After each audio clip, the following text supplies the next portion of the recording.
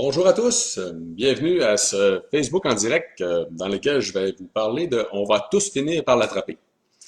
Donc c'est un titre que j'ai emprunté à mon ami le pharmacien Jean-Yves Dionne qui publie sur le site Franchement Santé et la page Facebook Franchement Santé, entre autres des capsules fort intéressantes sur différents sujets en santé humaine, entre autres au niveau des suppléments, mais aussi beaucoup de facettes comme la diète cétogène.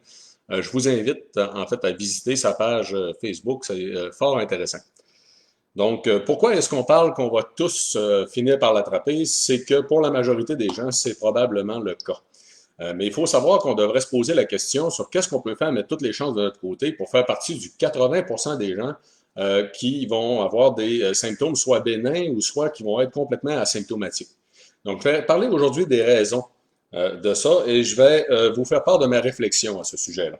Donc, je suis Éric Simard, je suis docteur en biologie, chercheur dans le domaine du vieillissement. J'ai écrit 4 livres avec 11 autres professionnels de la santé. Je suis aussi un membre nommé de la Commission de l'éthique en sciences et technologies du Conseil des ministres. Et je suis bien sûr le président de l'entreprise Idon Technologies qui commercialise les produits Vitoli. Donc, aujourd'hui, je vais séparer le sujet en 4 facettes en vous parlant en premier lieu des aspects biologiques, ce que j'aime beaucoup faire, ce que je fais toujours, en fait, à l'intérieur de mes vidéos habituellement. Donc, on va parler de l'immunité collective et du risque de l'attraper 2 fois. On va parler du déconfinement sans vaccin. On va parler du texte de la semaine dernière, donc du pharmacien, la COVID-19 et les suppléments, l'opinion d'un pharmacien. Et je vais terminer en fait en vous mentionnant quoi faire pour se protéger, donc mes recommandations, ma vision personnelle. Donc, si vous avez des questions, ça va me faire bien sûr plaisir d'y répondre à la fin ou d'y répondre tout au courant de la journée aussi. On répond à toutes les questions qui nous sont posées sur les différentes pages Facebook, sur les réseaux sociaux, mais aussi sur Internet. Donc, l'immunité collective et le risque de l'attraper 2 fois. Ici, je veux souligner une petite chose fort intéressante. Il y a beaucoup d'incertitudes actuellement, si ça va de soi, la situation évolue rapidement. Il y a beaucoup d'études scientifiques qui sont publiées très rapidement, il y a beaucoup d'informations qui sont véhiculées. Il faut savoir que c'est dans la nature même des chercheurs de douter. Hein, de douter, de remettre en question l'information, de remettre en question la connaissance. Donc, même les grands chercheurs vont toujours douter même de leurs propres résultats, ce qui va les amener à faire de multiples expériences pour s'assurer que ce qu'ils observent est réellement la réalité.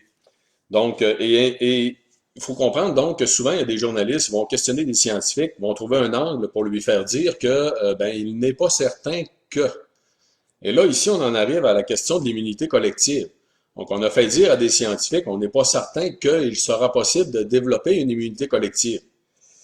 Eh bien, malheureusement, je vous dirais, moi, personnellement, j'ai toujours été convaincu qu'on allait être capable de développer une immunité collective pour quelques raisons. D'un, je suis fondamentalement positif, je vais toujours avoir tendance à être positif par rapport à nos chances de réussir à accomplir quelque chose ou à améliorer la situation. Bon, ça, je suis comme ça, là, ça va de soi.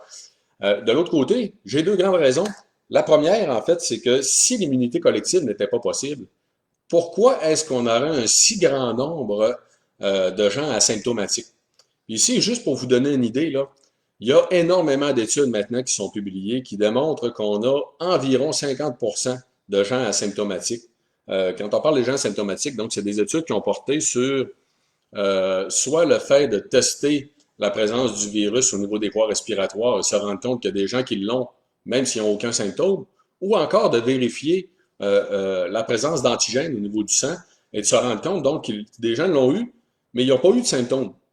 Donc, dans les 2 cas, quand on vérifie la présence du virus, on a des études qui vont montrer environ 50% donc des gens qui ont le virus actuellement, qui n'ont aucun symptôme, puis qui n'en développeront pas. C'est ce qu'on appelle des gens asymptomatiques. De l'autre côté, quand on regarde la présence des anticorps au niveau sanguin, on a des études qui vont jusqu'à 30 puis même 40 fois plus de gens qui auraient été en contact avec le virus. Là, ici, on parle entre autres d'une étude californienne. Là. Donc, il y en a peut-être juste une qui serait à des niveaux de ce type-là. Mais c'est juste de garder à l'idée que c'est possible qu'on ait des niveaux de gens qui ont été en contact avec le virus qui sont beaucoup plus élevés que ce que l'on connaît à l'heure actuelle. Et dans le futur, donc, il y a des études qui vont nous en savoir plus, qui vont nous en apprendre plus, excusez-moi. Je lisais en même temps, merci beaucoup. Donc, ils vont nous en apprendre plus sur la question des gens asymptomatiques. Mais une chose est sûre, c'est que s'il y a autant de gens asymptomatiques, c'est parce que le système immunitaire y répond. D'un autre côté, mon deuxième point, c'est que si on pense que l'immunité collective n'est pas possible, Pourquoi on aurait des centaines d'entreprises avec des très grands spécialistes qui sont en train de développer des vaccins?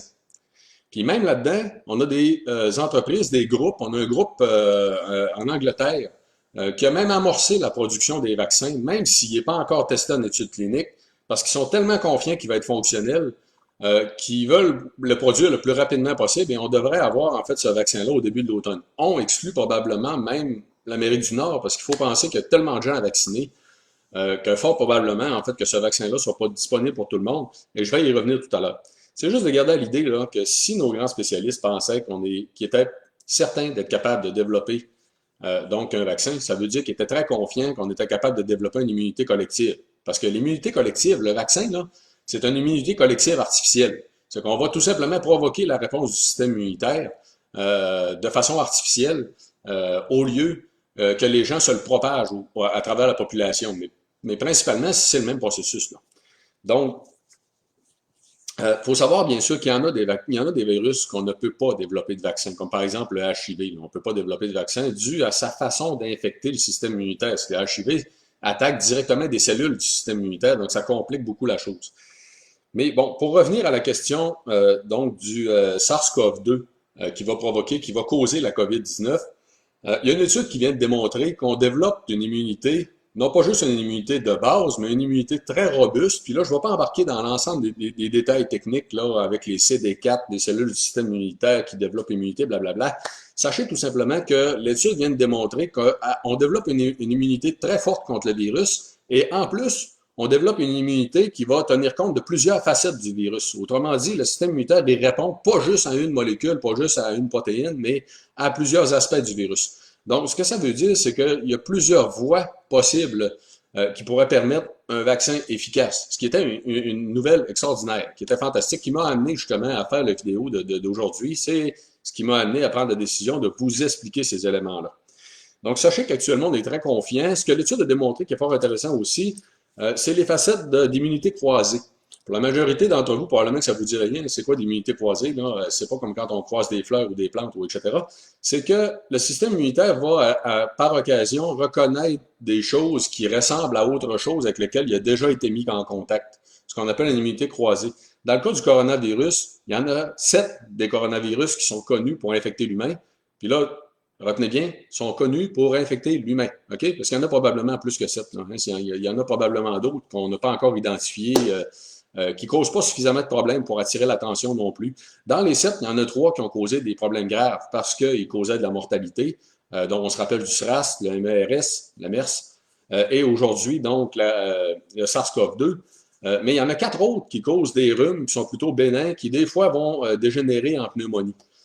Donc, aujourd'hui, ce qu'on sait, c'est qu'il y a une hypothèse sur le fait que c'est peut-être possible que ce qui expliquerait le très haut niveau de gens asymptomatiques dans la population, c'est le fait qu'ils auraient déjà été en contact avec un coronavirus et qu'il y aurait une immunité croisée, en fait, qui pourrait permettre à ces gens-là de mieux répondre au virus, l'empêcher de se développer, tout simplement. Donc, ceci étant dit, gardez à l'idée qu'on peut développer une immunité collective, ça va de soi, et la question de l'attraper 2 fois, techniquement, actuellement, scientifiquement parlant, là, il n'y a rien qui nous démontre qu'on pourrait l'attraper 2 fois. OK? Si vous posez la question à l'inverse à des scientifiques, êtes-vous sûr qu'on pourrait l'attraper 2 fois? Il y en a qui vont dire, ben non, on n'est pas sûr. Alors, vous comprenez la chose, là, c'est que le doute scientifique, il faut toujours en tenir compte. Donc, honnêtement, il y a très, très peu de chances qu'on soit capable de l'attraper 2 fois. Ceci dit, maintenant, la question du déconfinement sans vaccin. Pourquoi j'en parle? Vous allez voir, en fait. Ici, 3 choses à prendre en considération. D'un, il faut déconfiner à un moment donné, on n'a pas le choix, hein. Il faut que la société recommence à vivre, recommence à circuler. Les taux de mortalité qui avaient été annoncés par l'Organisation mondiale de la santé sont beaucoup plus bas. On parle d'entre 5 et 10 fois plus bas que ce qui avait été annoncé initialement. Et ici, bon, ça ne veut pas dire que c'est pas dangereux, faites attention, là. C'est que c'est dangereux juste pour une certaine partie de la population. Donc, la grande majorité de la population, 80% des cas vont être bénins. Dans le reste de la population, nos gens âgés, puis aussi donc les gens, entre autres, qui font du diabète, de l'obésité, de l'hypertension, les maladies cardiovasculaires, le cancer, les gens immunosupprimés, on a entre 15 et 25% de mortalité dans ces groupes-là. Donc, c'est énorme, en fait. C'est à ces gens-là qu'il faut faire attention. D'un autre côté, le vaccin, il risque de prendre énormément de temps. Tout à l'heure, je vous ai mentionné le cas d'Angleterre. Il y a beaucoup d'entreprises qui sont en train de développer le vaccin, qui sont en train de le tester.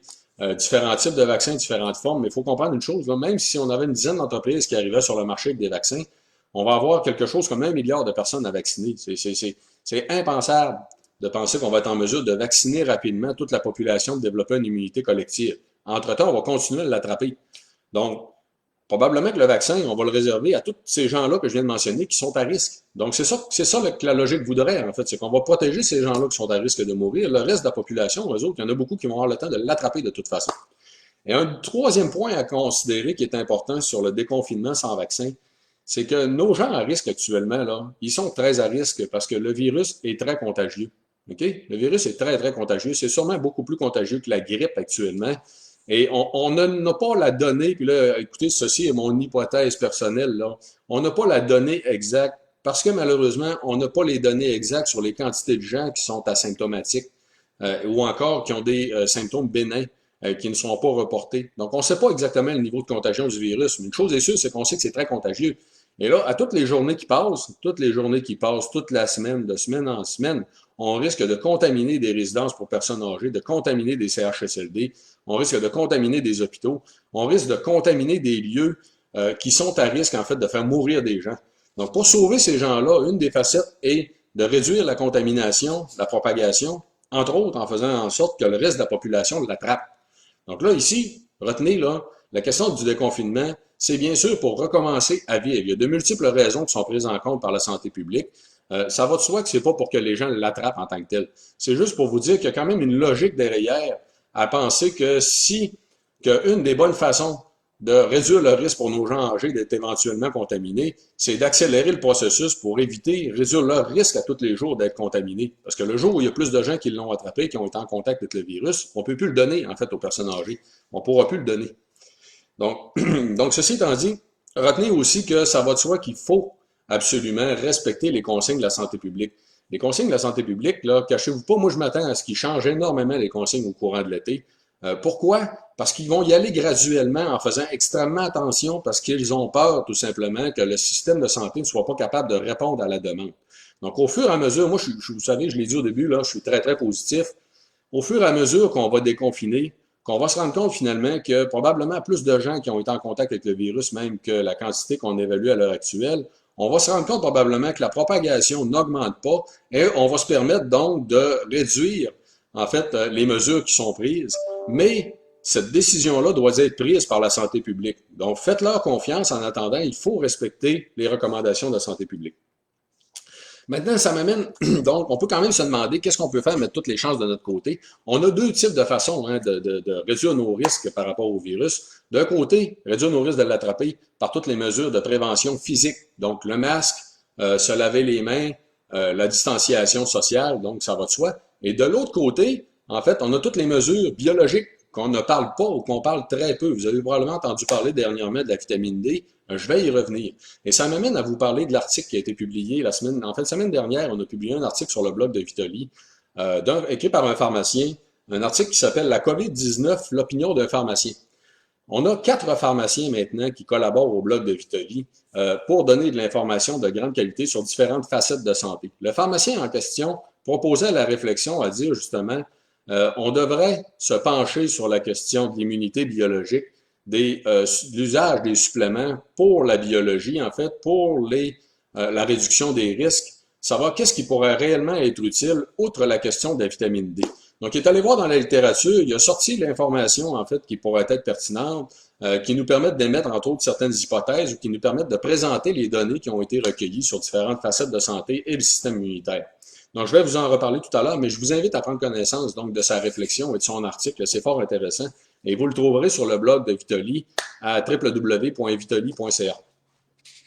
Ceci dit, maintenant, si j'en reviens à quoi faire pour se protéger, je veux vous souligner une chose. J'ai fait déjà une vidéo. Vous allez voir dans la section vidéo de nos pages Facebook, vous allez trouver l'ensemble des vidéos qu'on a produites jusqu'à maintenant. J'ai fait une vidéo sur le fonctionnement du système immunitaire pour expliquer un peu plus aux gens comment ça fonctionne, pourquoi en fait, et qu'est-ce qu'on peut faire, mettre toutes les chances de notre côté pour avoir un bon système immunitaire en santé. Sans revenir sur l'ensemble des points, je vais vous souligner quelques points importants pour vous expliquer autre chose. Vous allez voir tout à l'heure. Donc, au niveau de nos habitudes de vie, il y a des grands points qui sont très importants à considérer, comme l'aspect de la fatigue et du manque de sommeil. savez, la fatigue, le stress, le manque de sommeil vont réduire l'efficacité du système immunitaire. C'est très important.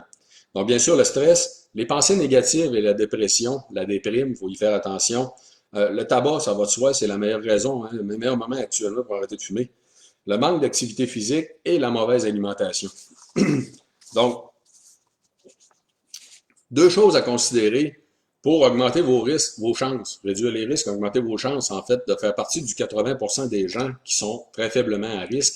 D'un côté, il faut réduire les facettes qui réduisent l'efficacité du système immunitaire, donc je viens de vous les nommer, et il faut aussi tenir compte de l'inflammation, de votre propension à faire de l'inflammation.